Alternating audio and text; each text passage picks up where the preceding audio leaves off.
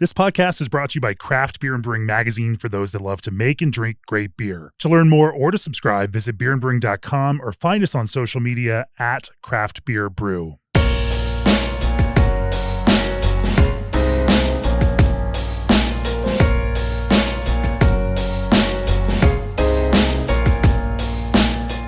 It's episode 430 of the Craft Beer and Brewing Podcast. I'm Jamie Bogner, and we have a unique episode in the history of the podcast today. I think this is the first episode in which we've ever talked about making beer with hemp-derived THC. Joining me for this episode are Jared and Gordon from Float House. Welcome to the podcast, Gordon and Jared. Thanks for having us. Yeah. Hey, Jamie. I've known Jared for a long time. Was at Two Roads years and years ago, and we worked together on a whole number of things over that time. I was just out at the Hemp Beverage Expo in Atlanta in July, and we ran into each other out there, struck up a conversation, got to taste some of the beverages at the trade show, and I figured, hey, there's no time like the present to get into this conversation about how you make beer. Now, to be clear, we'll get into the whole process, but you produce non-alcoholic beer, which then is dosed with soluble, THC that is all derived from hemp plants. We'll get into why those distinctions matter from a legal and compliance kind of perspective, because they definitely do matter. And so, the world of cannabis beverage, THC beverage, is just this open field with lots and lots of possibility. I'm excited about your approach at Float House and the way that you are focusing on beer as an avenue for also, for flavor and, as a beverage base. There are lots and lots of takes on this, everything from very minimalist hard seltzer or seltzer style, cannabis beverages to hemp-derived THC beverages to, tea-based beverages, fruits, lemonades, you name it. There's this whole breadth of different beverage styles incorporating THC in them.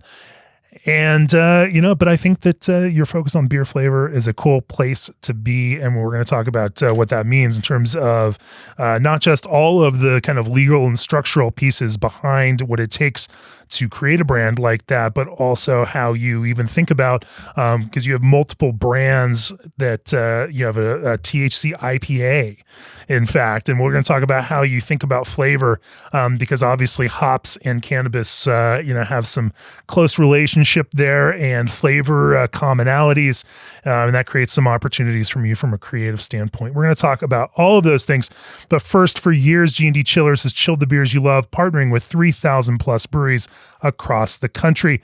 They're proud of the cool partnerships they've built, offering 24/7 service and support. They build with non-proprietary parts, expert craftsmanship, and constant innovation. Their in-house engineering crew has been piping breweries, wineries, and distilleries for more than 30 years. They offer free piping design and consultation with the sale of every chiller they build. Reach out for a quote today at gdchillers.com or call to discuss your next project. And brewers, what if your yeast could do more than just ferment? With Berkeley Yeast, it can. They bioengineer ordinary strains and make them extraordinary, enhancing the flavors you want and eliminating the ones you don't. Now, in addition to competitive pricing, they're offering free overnight shipping on 5+ barrel pitches. Try it out. If you don't love it, they'll happily refund you. So why settle for ordinary when you can brew with better yeast? Visit berkeleyyeast.com to learn more and start brewing with science on your side. Also, every beer menu could use a refresh button on the fruit flavors.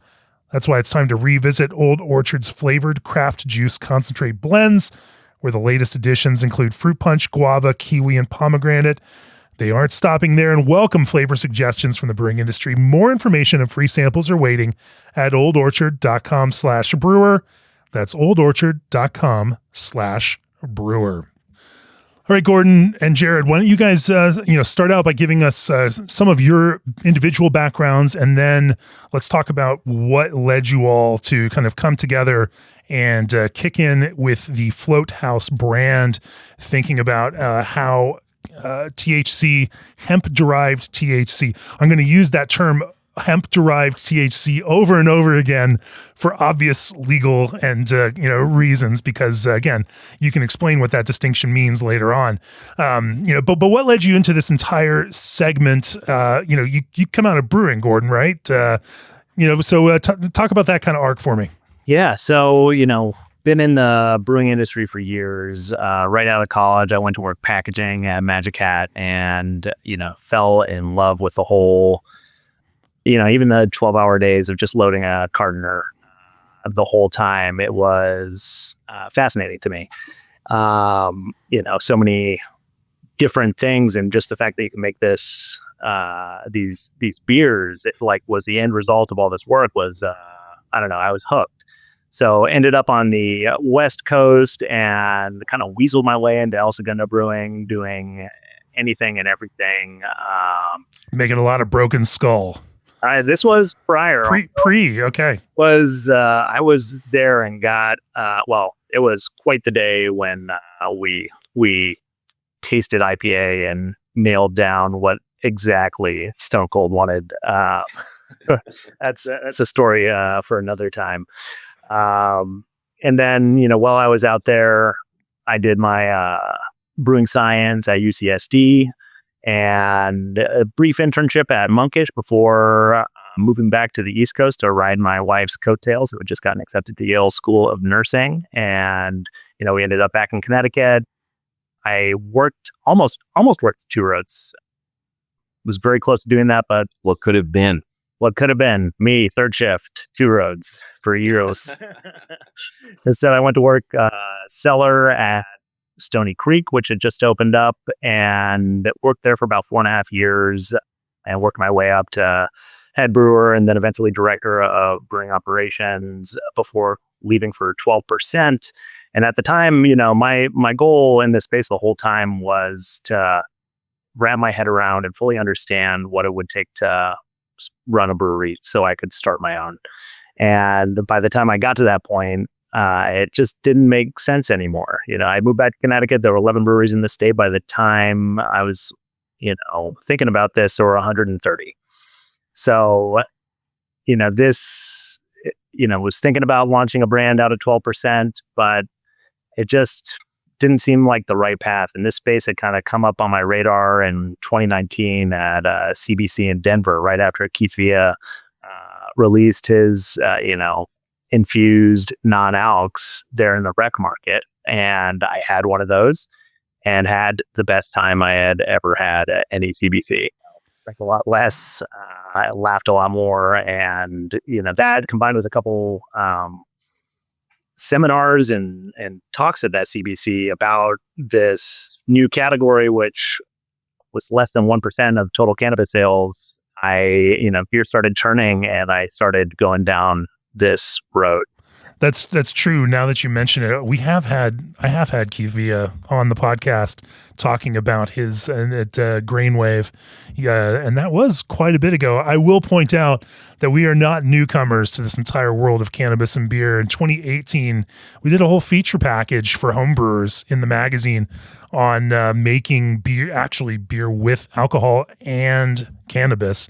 Nothing you could do commercially, obviously, but we have been on top of it and have some pretty awesome photos of beautiful buds in that issue in 2018. I'm just trying to prove we're not newcomers. We're not just jumping on some bandwagon here. We've been paying attention as this whole thing evolves. All right, Jared, give us your background and history. Yeah, absolutely. So, first of all, I want to say I love working with Gordon, and I hate going after answering this question after Gordon talks about his history. But I worked in hospitality for a number of years, kind of coming up post college, and really fell in love with cooking. That was my connection into ingredients. Instead of brewing and things like that, it was making plates. And that was about the time when craft beer in Connecticut really started getting exciting, and Two Roads had established itself for a few years. And I got a job over there working in the tasting room and worked my way up from sales and into marketing there, and had the great pleasure of learning about innovation with Phil Markowski and Clem Polani and the greats that, really, Brad Kittle over there who established that for me. And that's how you and I met in the working on some marketing and press stuff way back when. And then I left to explore an opportunity with artisanal brewing ventures. And I was running the Sixpoint brand after the acquisition by ABV. And I just sort of came to the realization that my passion for innovation, right, wasn't leading me into a place where I wanted to work in beer anymore. And I wanted to try and figure out what else can I do, right? How can I make products, do the part that I love about this whole thing, which is offering something new to consumers and to fans and friends that kind of more closely aligns with my lifestyle. I think for a long time, I thought, I used to smoke a lot of cannabis in my earlier days. And then I thought I hated it for a long time. And I realized, actually, no, I don't hate cannabis. I hate smoking a lot of cannabis. And I'd really love a low dose option, but I'm a beer drinker, right? My background's in beer, and I fell in love with the process of fermentation and explaining it to people and promoting brands and kind of getting out that message of what makes this particular product or person unique in that world. How can I combine these two things? And my next step after that, after kind of leaving ABV, I left to just explore, any opportunity that was coming my way. I reached out to Gordon. I'd heard about Gordon working on some similar ideas. And I just, through mutual friends, and reached out and said, hey, man, I'm thinking about making, love to infuse something I actually already drink, which is like beer, but, with less calories and carbs. And, it's nicer to my late 30s body. What do you think? And he's like, I'm working on some just like that. You should come work with me, And it was literally a phone call. It changed my life for the better, for sure. And that's kind of how we ended up here. It was just a sort of really natural path into hemp brews. Late 30s bodies. Oh, you just wait. No, interesting there. And, I think about one of my, I was talking about it with one of my business partners, Hayden, the other day. And, we're both beer people the same kind of way. And I think about it and that I like drinking beer as a beverage, but also over the last couple of years, more NA beer has worked its way into my consumption mode. I am still not a huge cannabis consumer, a minor cannabis consumer, but that we see plenty of people in our lives that are more gravitating towards cannabis beverages because they like, because there's that mode of consuming. It's not smoking. It's not like something where you have to go off and do it outside and be away from people. You can hold in your hand. It's a normal social, kind of operational, functional kind of thing to have a beverage in your hand as you're hanging out with friends. And so it's nice to then have something like this that slots into that. Now, of course, since that kind of late 20 teens, that early, Keith Villa work in that space was all based on legal cannabis in the state of Colorado. There were a few states at the time where it was legal for recreational use. Obviously, now there's lots more states where it's legal for recreational use. And then the Farm Bill came around, that legalized hemp with below 0.3% THC, and that seemed to change the entire, kind of trajectory for this entire world of hemp-derived cannabis beverages. Give us a little bit of background on what that means from a perspective of someone who makes these beverages. Yeah, so everybody in this category should give a lot of thanks to Chris Montz from High Spirits, because he was the first one to realize the implication of that 0.3 by dry weight THC. And, he has fought a lot for it. But to the letter of the law, it's not some people call it a loophole, but really, when you think about it, if that is the criteria you're basing it on, to have, say, 5 milligrams into a product, you just need to have 1.5 or 1.65 grams of, say, sugar. So it's not the, liquid volume, but it certainly opened the door to this. And initially I had been very... And what that means is that that hemp that contains less than 0.3% THC by dry weight is legal to grow in the United States, and products that are made with it are also legal, in the United States. And so what manufacturers or growers in that sector found is that if you simply took that very small amount of THC that is now legally a part of this hemp plant that can be legally grown, you could still do something with that THC, in these kinds of small quantities. Yeah, exactly. And, I had been working on, doing consulting and production for other infused beverage brands in Massachusetts, very intent on trying to find a space and launch a company in that space. But over time and a lot of failures to secure space or things falling apart on my end, this hemp-derived beverage, small but growing opportunity was coming up. And, these drinks, especially the low-dose ones, I see as to your earlier point, it's something everybody can wrap their head around. And even if you have that, gummy or brownie story in your past, a small, low dose beverage is a approachable thing for a lot of folks. And it doesn't have to replace all the alcohol. It could be used sometimes, it is just another option for consumers. I want to talk about, what this THC actually is, because while I think I have a pretty good conception of what THC that is hemp-derived versus THC, which is cannabis-derived, is, I think that there is still in this general, overall community, there's still some misunderstanding about what this is. If it's hemp-derived, is it actual THC? Is it the same thing? So I want to get into that. Obviously, in this day and age, you have strains of cannabis marijuana that are very highly optimized for very high and very intense levels of THC, 20% plus. There are growers that are, crushing it well beyond that and pushing all of the boundaries of just how strong you can make, how much THC you can get out of a cannabis plant. This is obviously quite a different approach and a mode towards that, and geared around what's legal to do within the current environment for obvious reasons. It's much more effective. It's more expensive, obviously, to grow hemp at this kind of range that is very small amounts of THC that you then work to extract.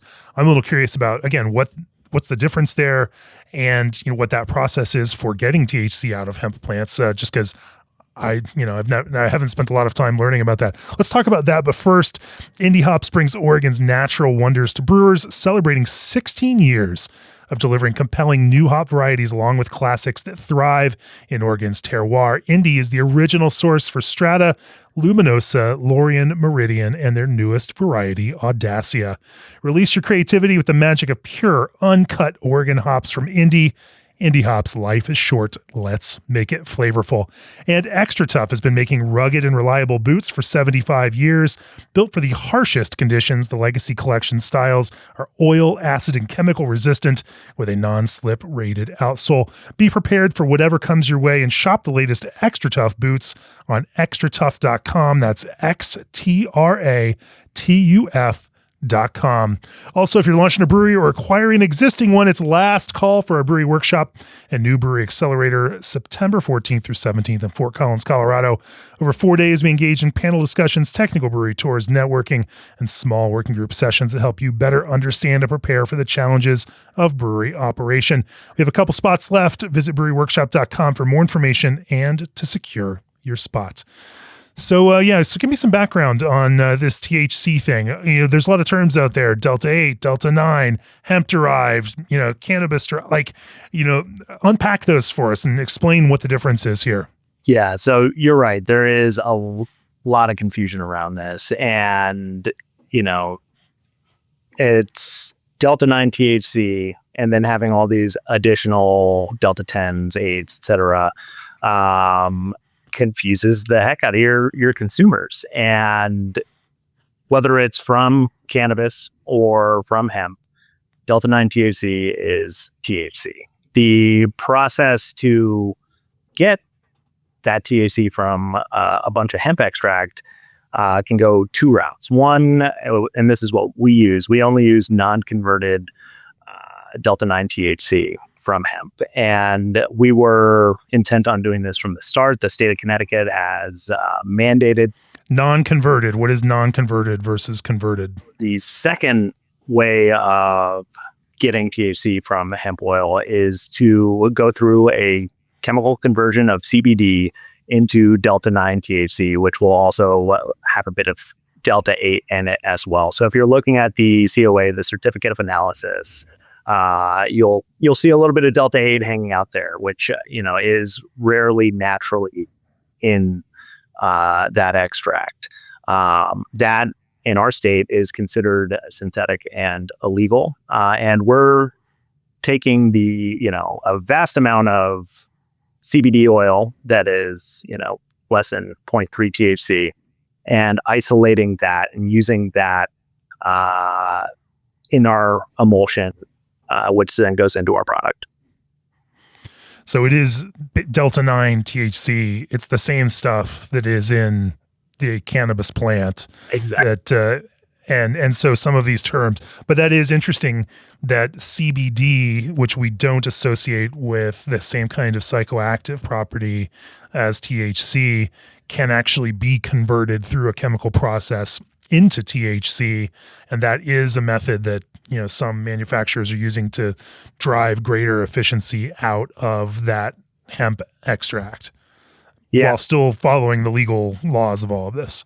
Yeah, and that I think is kind of changing as more states bring this up for regulation. That conversion seems to be viewed not favorably by regulators, but there is a lot of really cool stuff happening in that space, especially the precision fermentation side, where they're feeding galactose to yeast strains and getting minor cannabinoids spit out by them, which is really cool stuff.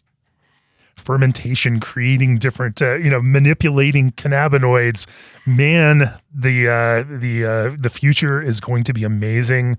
Can't wait to see what happens with all of that.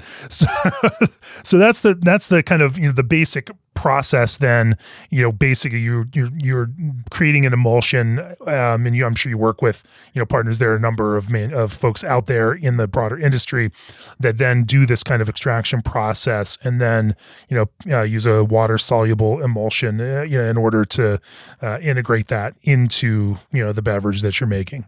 Correct. So then, so we've covered that. Let's talk about this, creative approach. Obviously, you all come from beer. You enjoy beer. You like the flavor of beer. You like holding a beer in your hand, but you also enjoy not drinking alcohol per se, and some of the, the mellowing effects that THC, produces. There are obviously within, this THC space, there are other ways to, and I've had conversations about this in the past, other ways, actually with Keith, in fact, about other portions, those fractions of, cannabinoids like CBD, the way that those manipulate and maybe it's not manipulate, buffer and change, and in some ways enhance, in some ways take down a different path this psychoactive effect of THC. How do you think about that piece of it? Well, I think we're looking at, in terms of product innovation, other opportunities for other cannabinoids to include in the drinks. But before we even get down that path, I just wanted to make the case for drinking the THC hemp beverages.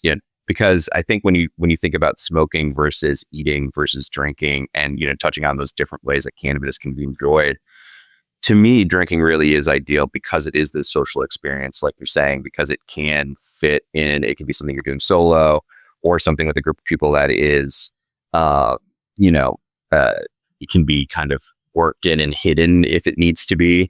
But also, I find the actual effect of the THC personally from drinking to be the most mellow. I kind of think of it in terms of smoking can be really intense and really immediate, and eating can be intense and delayed. Whereas drinking, in particular our brews, which are 3 milligrams of THC and right now 6 milligrams of CBD, can be immediate and very mellow. at the same time. And so you can kind of scale and explore, and working in other cannabinoids in the future, if possible. That's all due to state regulations and down to it kind of hampers what Gordon can play with in the back end for us. And he can tell you a bit more about that. But that's what those other cannabinoids can do, is sort of accent that mellowness or that feeling of, float, as we call it. And that's what house really comes from. I hadn't really thought about that piece, but if I eat an edible, I chew it up and now it's in my stomach and now I'm digesting it. And it does take a little while for that to happen. But then when it hits, it's very possible to, to feel like nothing is happening for a while. And, and then of course, when you're smoking, it is very immediate and, and that kind of effect. When you're consuming a beverage, that might take me 30 minutes to finish one can. And if it's a lower, 3 milligrams of THC, that's a very mild dose of THC. And that might take an hour and a half, 2 hours to consume the similar amount of THC as a 10 milligram edible. And so it allows you to pace the experience in a nice way, and also kind of understand how it's affecting you as you go, rather than diving right into it and then being into something and not knowing how you got there or how to get out. Or how to get out. Yeah, exactly. And we're not necessarily recommending a dose. We have a dosage guide on our website. But for me personally, if I'm hanging out and having a couple of float house brews with people who are having an alcoholic brew or counterpart or whatever it is, we're a lot closer in experience and shared kind of social experience, than it would be if I had smoked and they're on beer number 1 or something like that, where now I'm just really high and they're just getting started with the evening and we've kind of fallen off the rhythm. Well, let's talk a little bit about that intersection of CBD and THC, and you all blend the two. Talk about that kind of interaction. Yeah. So, to kind of answer your earlier question, when I look at the total scope of white space here, especially with the minor cannabinoids and terpenes, and, I see all of these levers that can be pulled to dictate experience.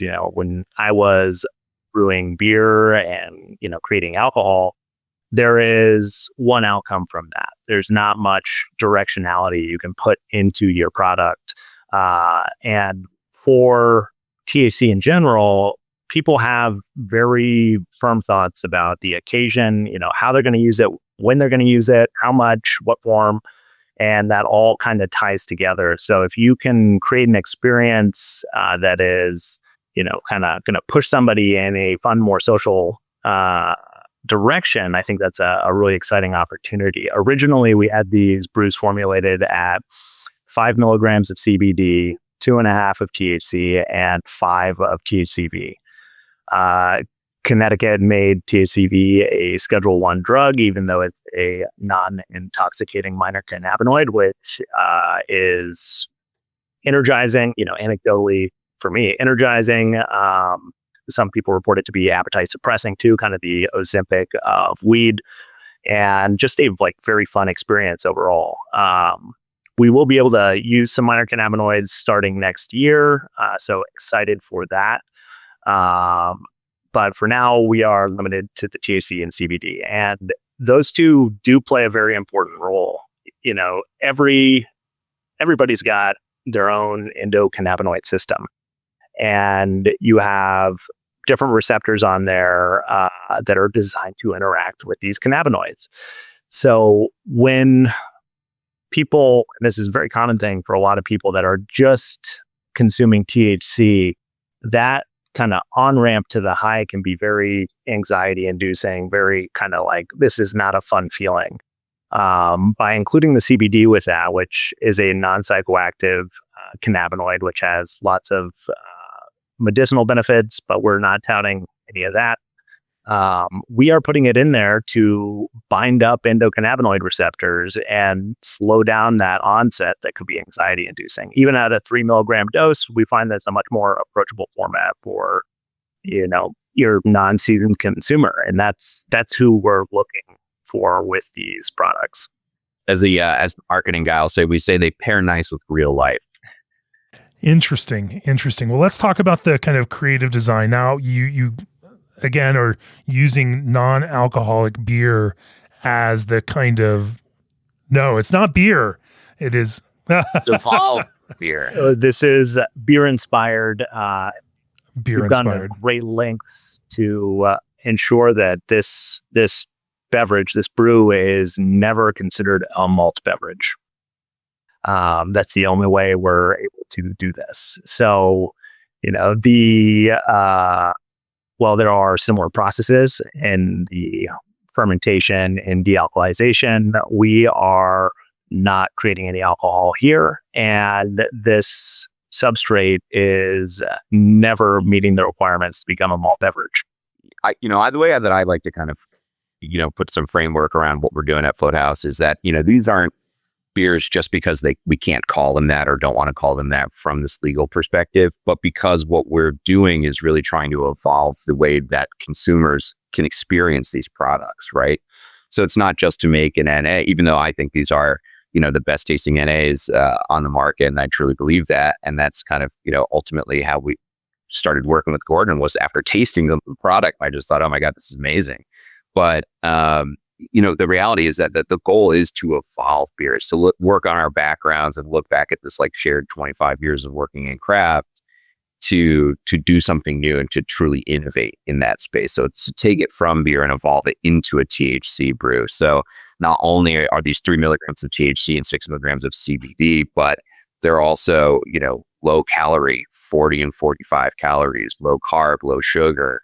And they kind of hit through this better for you lens overall. I mean, we've taken that sensory experience that's very much inspired by beer and changed it into something that can be friendlier longer term for us. And I think for a lot of other people who enjoy beer, look up to people who work in beer and admire so many beer brands and just need something else from it, sometimes or all the time. So let's just say, again, you guys are beer people, and so and have spent a lot of time in and around it. You can't suffer poor tasting beverage, even if it's not beer, but trying to to be flavor adjacent. It has to actually taste and read like beer and satisfy people that want to drink that. And your brands include the word light, and they include the word IPA, or the acronym IPA. Stands for infused and pretty awesome. All right. It's still there on the label. The intention is very clear to make that kind of association. In the NA space, we've had a lot of, we see brewers doing this in a whole bunch of different ways, right? Some of these are weird. Some of these don't actually read as these beverages. And if you want to see some of those reviews of earlier iterations of non-alcoholic beer, we have put them in front of our blind panel, and some of them are like straight up terrible. And some of them, particularly those like that kind of come out of Two Roads, are excellent. And so Connecticut has this history now, because Phil and Two Roads, like their approach to innovation is excellent. And obviously they have some roots also making non-alcoholic product for another big brand out there in the country right now that a lot of people are familiar with. Anyway, let's talk about how you tackle that creative approach. You're thinking about. We're talking about you. I'm not trying to call anybody out or break anyone's NDAs or anything like that. But that experience, there's from your perspective, creating this beverage that reads as beer, that flavor affiliation with beer, the thing that people expect when they crack this open and drink it. How did you start thinking about how to make that in a way that would also suit this format with THC? Man, there is a lot there, and I think it's always been kind of a thought, and it could have been back to that first sip of that 10 milligram IPA from Kingsville I had, and thinking about just the different ways. There's a bunch of different ways to make non-alc, like you just mentioned, but that within the context of this regulatory framework creates a very difficult puzzle to solve, because the TTB will never give COLA approval or a certificate of label approval to allow for interstate sales for anything that has any, non generally recognized as safe ingredients. They have a list of what's acceptable from the hemp plant, seeds, stems, not, quote unquote fun stuff.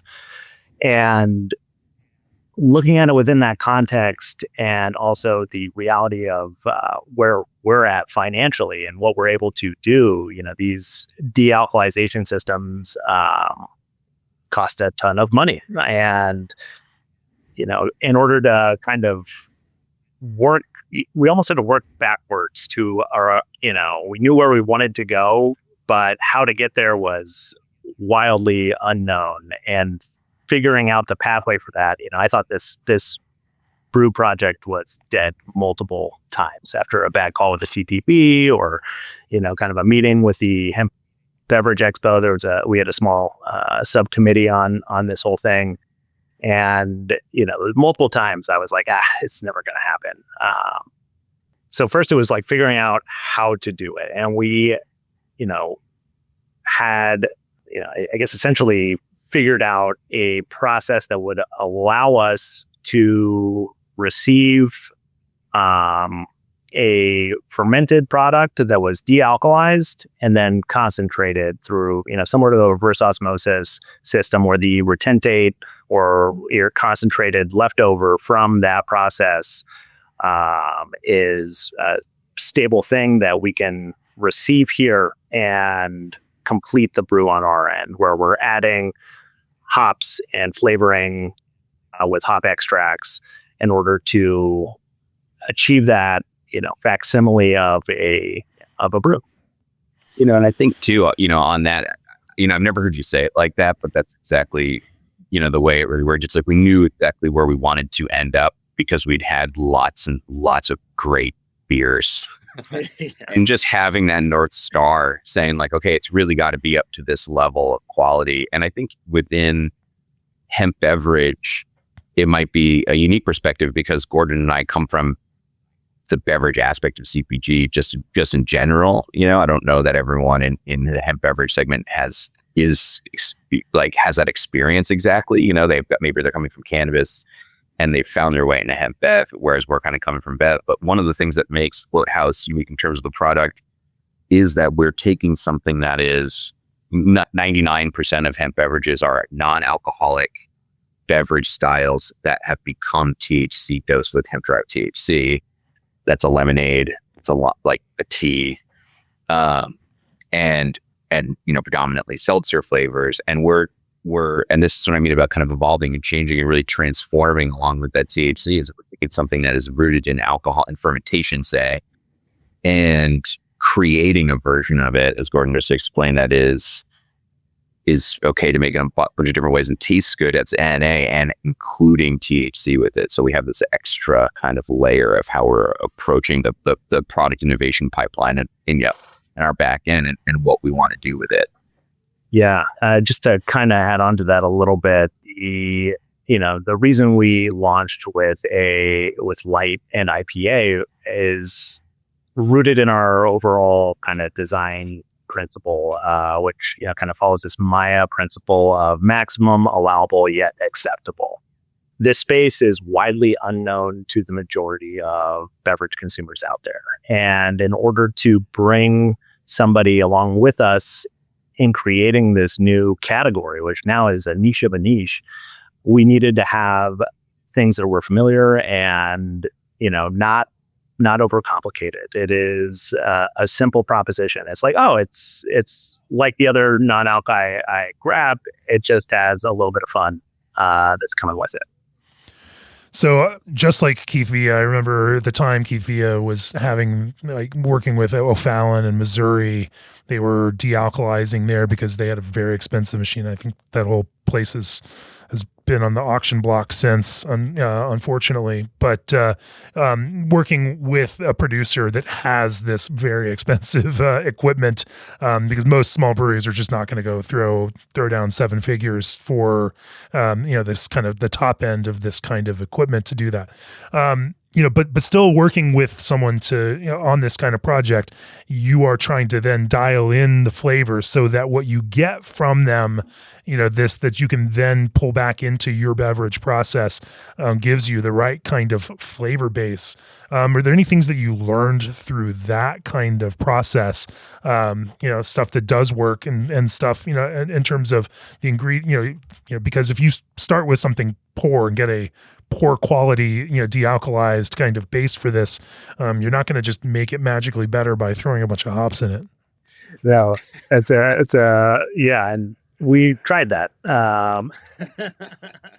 It did not work. I think probably the biggest nut to crack in this entire process is around the issue of lack of body in a non-alc. And, the early iterations of this fell more into that like barley pop malt seltzer, especially because it started out working on the light lager like brew. Figured if I could nail that, then we'd be able to move on to just about anything else. And there are only a couple of levers you can pull to add body to a non-alc, if you're lacking that ethanol. So also to find one that is not adding glycerol or, some other additive to build it out, or just tossing in a bunch of maltodextrin, which has a taste in and of itself that's not so great. Figuring that out with, raising, the quantity of dextrin malt we're using. We trialed some very high numbers of dextrin malt in there, which interesting results. We dialed it back and, mash temps and just figuring out where this concentrate had to end up in order to, build it back up into something that wasn't going to just taste watered down and, beer flavored. And then having it be able to then convey still as light. You make something concentrated, but then you need to dilute it back out into strength that makes sense within this beverage. 100%. And one of the other levers you have to add body, or perceived body at least, is bitterness and hop presence. And personally, a lot of the non-alcs I try, and I didn't understand this before going down this rabbit hole, the perceived bitterness was always like shocking to me, especially with the way craft beer has gone. In general, these non-alc IPAs would, purportedly be around 60 IBUs and taste like 90 to me, just because you don't have that much else in there. But there was enough of a round flavor to it. That bitterness is a real key thing to do. So being able to take the lessons learned from light and then add that bitterness to IPA were huge. And since you are also have created this lower calorie kind of constraint on yourselves in order to, hit the right kind of place for some of those calorie conscious consumers, you don't have sweetness to play with against that bitterness. How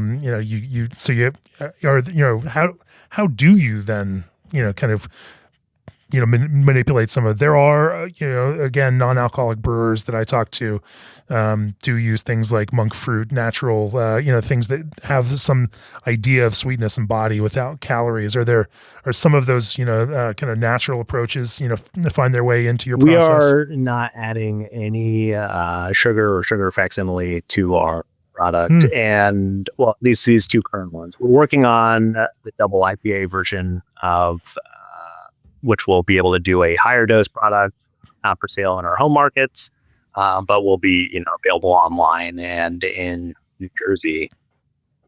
And with that, we do need to add some sweetness. So we're playing around with different options for that. Some of these, there's some really cool options with, say, allulose, which very much mimics table sugar from a sensory perspective, but is not metabolized on the same pathway. So it doesn't spike your glucose levels. You see it in a lot of better for you products these days.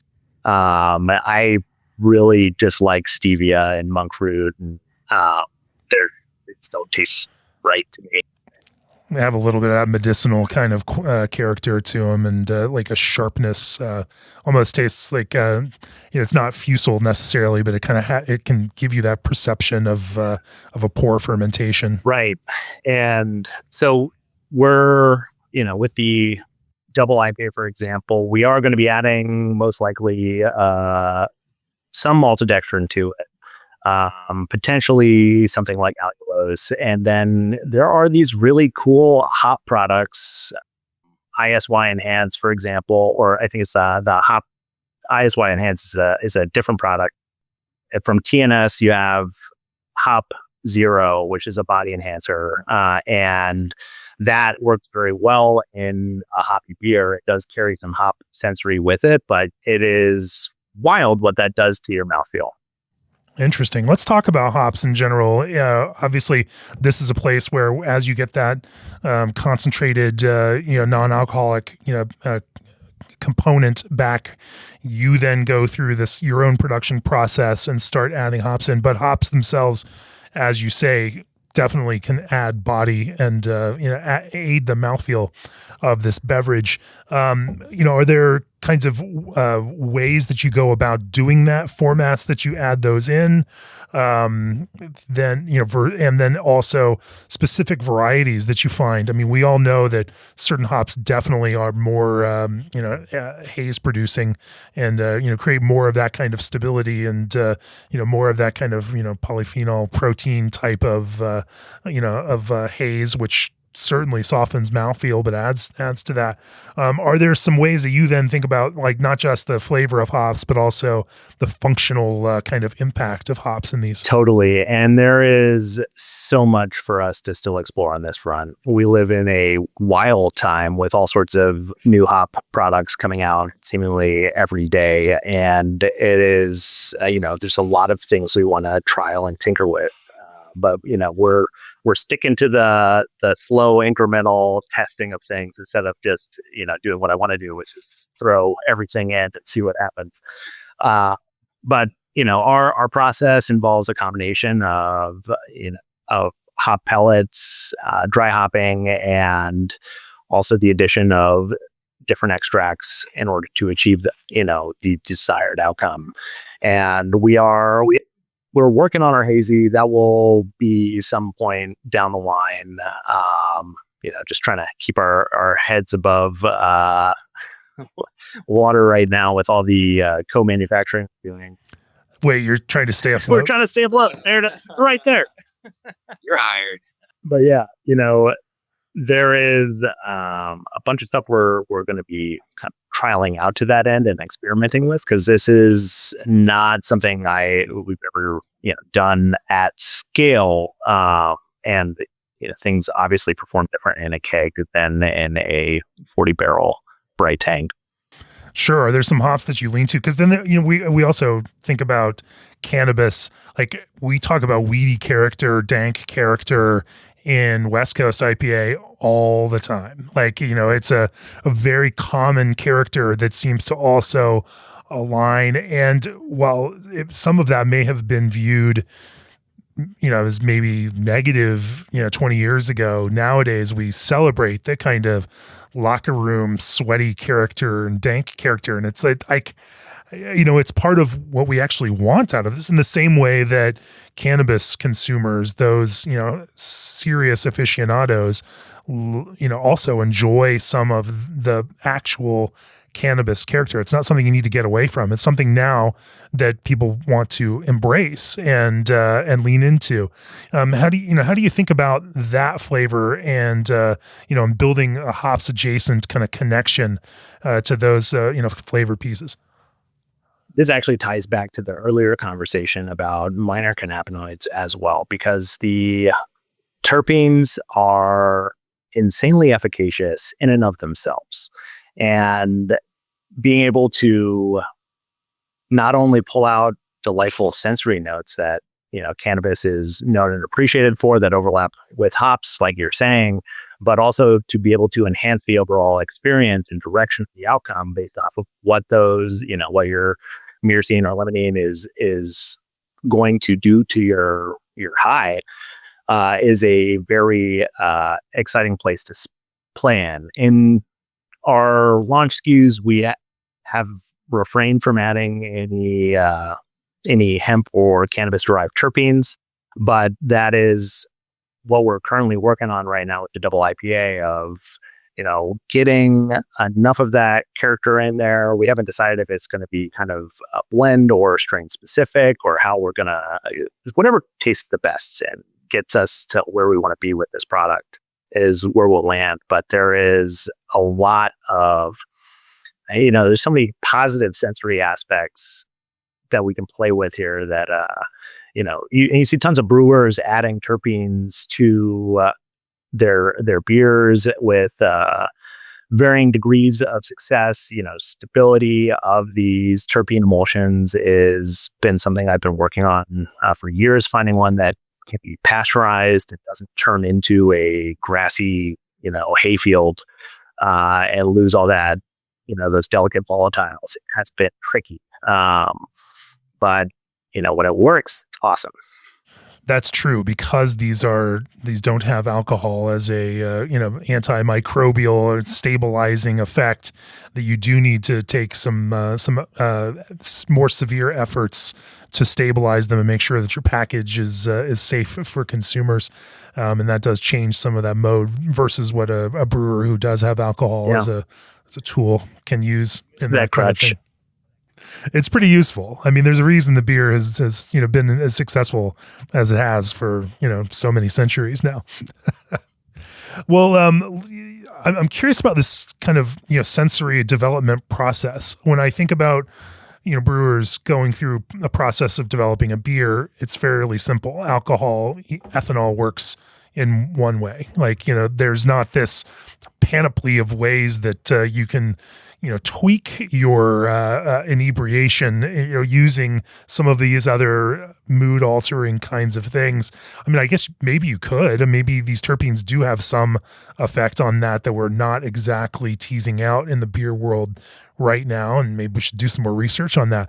But for you all, as you're thinking about this kind of functional effect, how do you go through a sensory process? Because now you need to be very calculated. Okay, I'm going to consume this amount of THC with this, kind of, CBD component to it.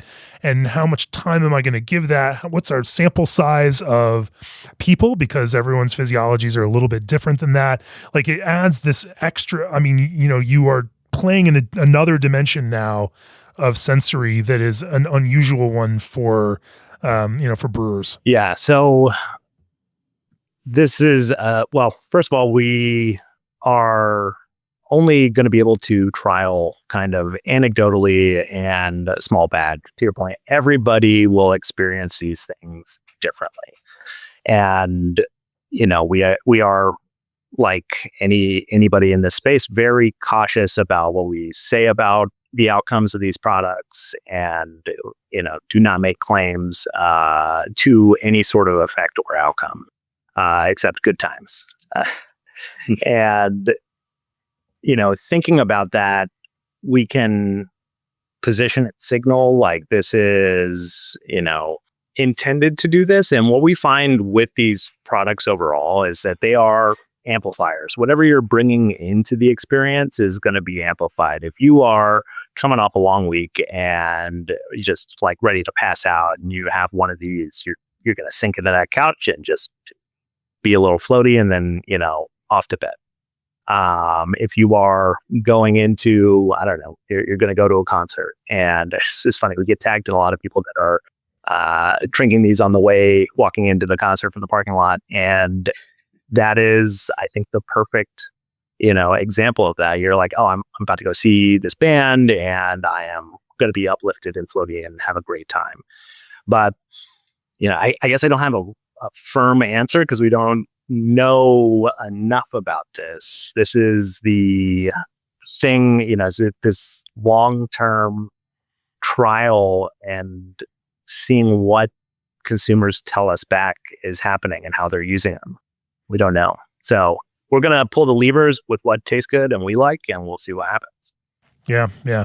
Well, is there anything else to this production process? What do you think are some of the, the biggest unlocks that you've discovered through this? The kind of key turning points that other makers exploring this, should probably focus on the biggest problems to solve along the way. For making infused brews, just get really, really into reading laws, regulations, and just don't worry about what that legal bill is looking like, because it's going to be massive. There is, so on that front, it is, well, for the category.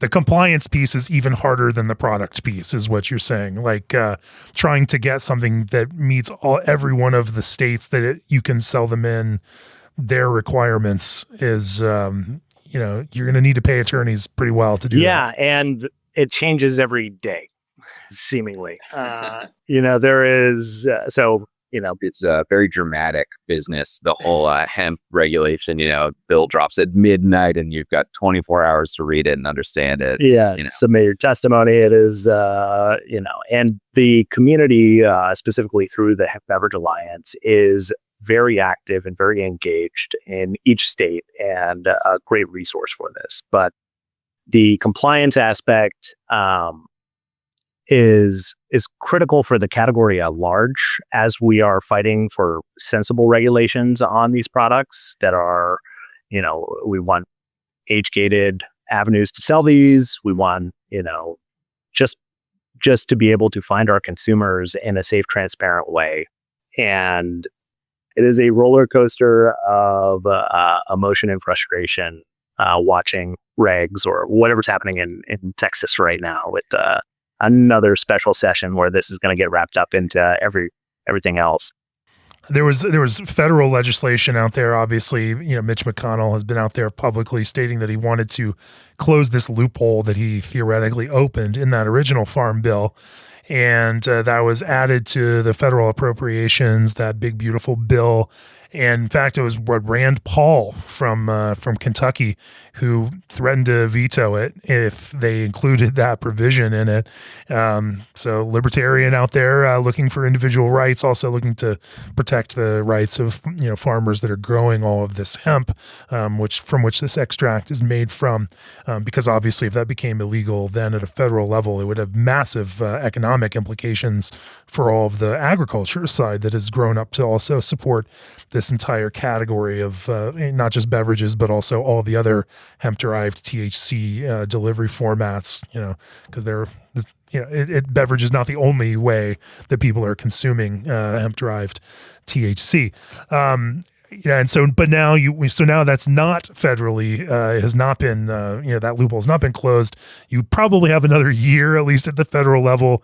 There's also, rumblings about changing cannabis itself from a Schedule I drug into a, much lower schedule that's regulated, and controlled, but not, federally illegal in the way that Schedule I drugs are. And that would seemingly also then change the approach, nationally for this entire industry, open up some, a lot more potential for this. And so you also have to pay attention to that development. Yeah. And I am at once extremely excited about that and very wary about the fallout of reconciling each of these legal rec markets because every state decided to do it their own way. And, that's going to be a Gordian knot to figure out how to untie. It is interesting. I know for producers, I have some that I talked to actually, some beer makers who also produce these products, who I talked to at the Hemp Beverage Expo. We're talking about they may be based in the state of California.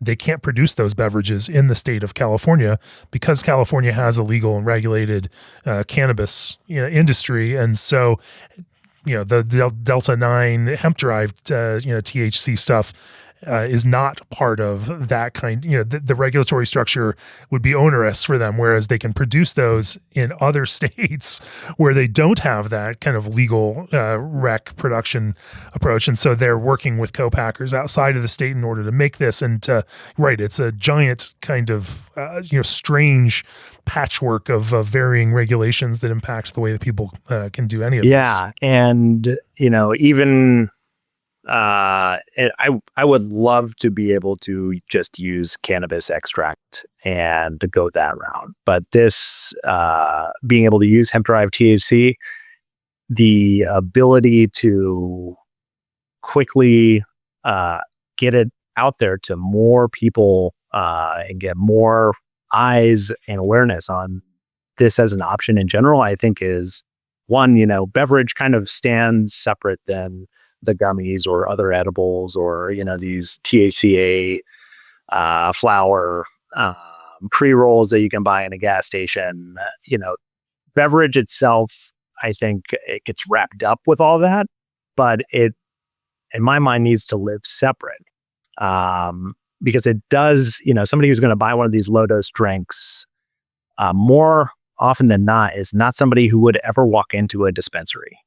The rec markets where beverages are available, there is kind of this 2% ceiling on total sales if you're lucky. Usually it's substantially lower than that, because if you're going to go in and you've got a tolerance and you're going to spend $150 on carts and gummies, why would you buy a $7 seltzer? It just doesn't make sense. So I think as like a top of funnel category to cannabis at large, beverage sits in a very good space to, bring awareness to it. On top of that, I mean, we have an infrastructure in the on-premise, so we're already serving craft beverages in locations, whereas we don't have, smoking lodges in every state where we have laws passed where you can do that, right? I mean, we have beverage laws exist, and we have a social interaction with them. We know how they work much more so than smoking or eating. So again, I think that's a really important part about what you're saying, Gordon, where it's like, beverage holds a different place in how we kind of treat things. And that's, work in hemp beverage. I'll say, it is difficult to work in a hemp infused beverage, and it wouldn't be here if it wasn't for the genuine desire from consumers that are purchasing these products. It truly wouldn't be. It's one of those times in this industry where it is really enthusiastic from a lot of people who work in hemp beverage like we do, but also from just consumers who are really interested here. I mean, that's what's buoying this, a genuine desire to bring them into your life from consumers all over the country. So I think, to me, it's here to stay for a bunch of different reasons, and it might be ultimately regulated differently from other forms of enjoying THC because of all that. Yeah. I agree with you. It's not the future, but it is a future. And, and it's interesting for those producers of beverage alcohol. Beverages are the only format generally in which people consume intoxicating or non-intoxicating alcohol. I love that term, non-intoxicating alcohol, as if that's actually a thing. But beverage is the only category. Whereas, when we are talking about THC, you have so many, smoked, consumed, eaten, beverage, kind like all of these different ways in order, to consume that same thing. And so, beverage is going to be one of the piece of that much bigger puzzle, and creates this intersection there between, this world of beer and brewers and this world of cannabis. I find it interesting, and I find it, again, it's not going to be the thing that's going to, it's not where beer is going to go in the future, but as we've seen it happen in breweries in Minnesota and other states that are kind of on the forefront here, it can very happily coincide, coexist with, with alcohol based beer. and people can come to a place. And now increasingly as breweries are places, third spaces in communities, places for people to gather, people to come together, enjoy, socialize, having that there also for people that want to consume that but not consume beer. It's just it adds to the experience and creates more things to bring people together. I will also say for the record, I like that the beer industry up to the national beer wholesalers have been embracing this. And generally speaking, the beer world is like, this isn't going to, destroy us. We can find a way to work this in. And there's a way for our producers to also, see some lift from this. And, that is different than the wine and spirits world where those distributors seem dead set against it and are actually fighting it, against some of the kind of broadening of regulations. And so it's just another way that the beer world is generally better. Agreed. Just throwing that out there was the first. Anyway, we've been talking for a little bit. For you guys, what's next? Obviously, solving the paying attention to this constantly evolving regulatory environment, is the thing that keeps you up at night. But you also have new product development down there and are working to kind of grow and expand where you can. But where do you see things going in the next 3 years? Next 3, well, right here, right now, I'll tell you, in the last 3 months, we've gone from launching this. We have 2 founding partners who help out with everything at Joe Duplinski and John Lafreniere, who are amazing, and I want to give them a shout out. Spencer Fogg, who's been working with us and just recently came on to help lead production with Gordon, and we are slowly adding these people to our orbit, which is great. We're growing a sampling program and stuff. So in the last 3 months, we've done that, entered Rhode Island and New Jersey to kind of shore up our core market. And I'd say from that perspective, now the focus over the next, year to 2 to 3 years is to go deep in those markets and make ourselves, really relevant at home in Connecticut, Rhode Island, and New Jersey, and then explore high spotting markets from a sales perspective. We have our e-com store set up as well, so you can go to floathouse.co and check out our product yourself, which is really awesome. And I kind of bring these things up because they took so much effort. So we're really just excited about them as developments and using the expertise that we have and the team that we're growing here to come out with other styles of THC brew that, appeal to vast amounts of folks. And Gordon talked about the hazy. We have a Irish stout in the works, potentially fruit sour, that sort of thing, and be able to plant the float house sort of flag in those styles and create, not to innovate in terms of different types of hops and IPAs or whatnot, but to kind of take a return to form, play out of the playbook of like the OGs in craft and say, this is our IPA. And we might update that recipe over time, but this is ours, right? And this is our hazy and our approach to that. So some new products and to go deep. Yeah. That the new product development, it's really fun stuff. We've got a bunch of stuff we're going to be busy kind of on the regulatory side, lobbying for, trying to work with our regulators on. And then, we've got the great joy of co-manufacturing for other brands, which is, it can be all sorts of things, but we are learning and producing a lot of other products, which is exciting. That's true, because once you have done all of that work and legwork to figure out all of these complicated things, you can also share that with other partners and, headache. For sure.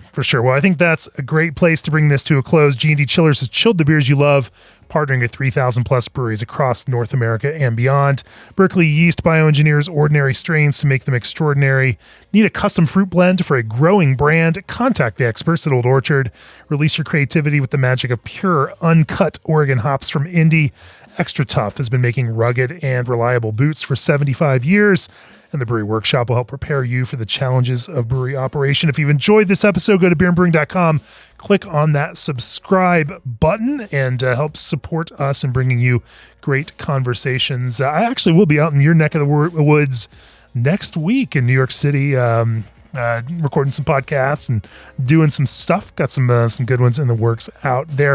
If people want to learn more about Float House, where do they find you? And of course, they can even order some of your products and have them shipped to them, which is so interesting. It is mind-blowing for me. Breweries have sent us some of their hemp-derived THC beverages, and there's nothing like getting a priority mailbox shipped through the U.S. Postal Service full of THC beverage. Absolutely mind-blowing when that happens, and it's happened quite a bit actually lately. So far this year, we've been tasting much. Anyway, if people want to learn more about Float House, where do they find you all? You want to go to www.floathouse.co. That's our website. That's the primary source. We're on Instagram at drinkfloathouse, and Gordon's got his page, Gordon Floats. and those are our two main levers right now. And I should say that it depends on which state you live in as to whether or not we can receive our products. Yeah. So that's a big thing. I mean, to kind of tie into everything we talked about with regulation, that's a state-by-state thing. But we have it listed out on the website. See, Most states are cool about it. Most states.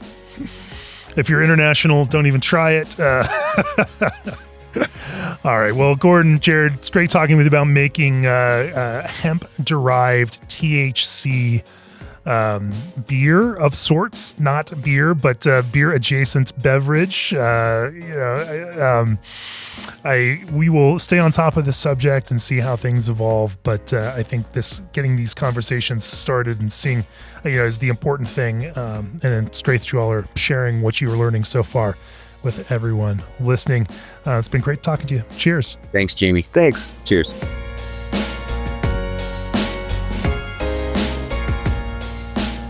This podcast has been brought to you by Craft Beer and Brewing Magazine for those who love to make and drink great beer.